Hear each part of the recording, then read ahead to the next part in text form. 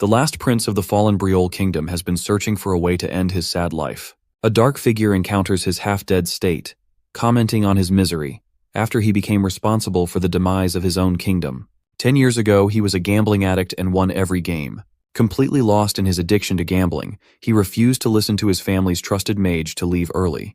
His opponents accused him of cheating, causing the young man to grow frustrated in rage and flip the table. Instead of eating a Snickers bar to calm himself down, he proudly revealed his identity as the third prince of the Briol kingdom. Shortly after, he killed the men, and later that night had a meeting with Yekaterina Ivarna Granzine, the empire's princess. She had a falling out with him for arriving, and his excuses only made her angrier. Bro pissed her off, and in a misunderstanding, she tossed the necklace he gave her to the ground.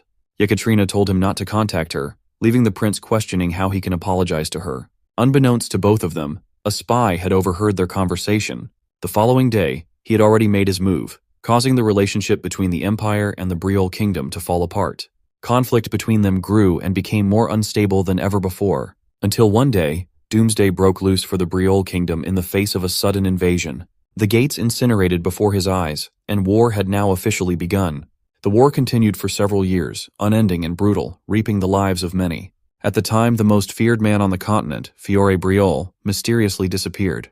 Because of his disappearance, the tables flipped into the favor of the empire.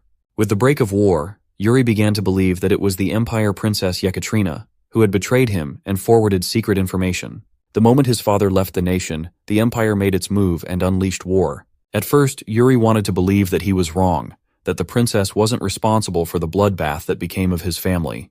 But when he received an apology note from her, his feelings further sank into despair. The war continued. He fought for his life, cutting down many in his path. Exhausted and cornered, more of the empire's knights surrounded him. Yuri already accepted his death and was prepared to die.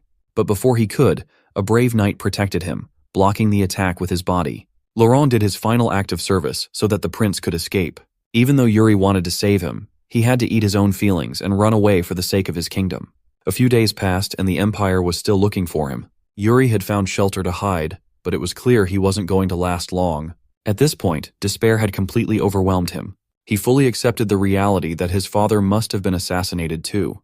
At that moment, an empire's knight had finally located him. But instead of ending his family's legacy, he pleaded to the man to let him live for the sake of his family. The knight, instead of killing him, stated that the empire is destined to reap the consequences of its actions. He told the last prince to run as the others were approaching. Yuri ran once again, placing emphasis on his life, gambling on the chance that he'll get revenge one day. But in the end, everyone died. He knew that nothing was going to happen, and that someday, a knight will come to take his life too.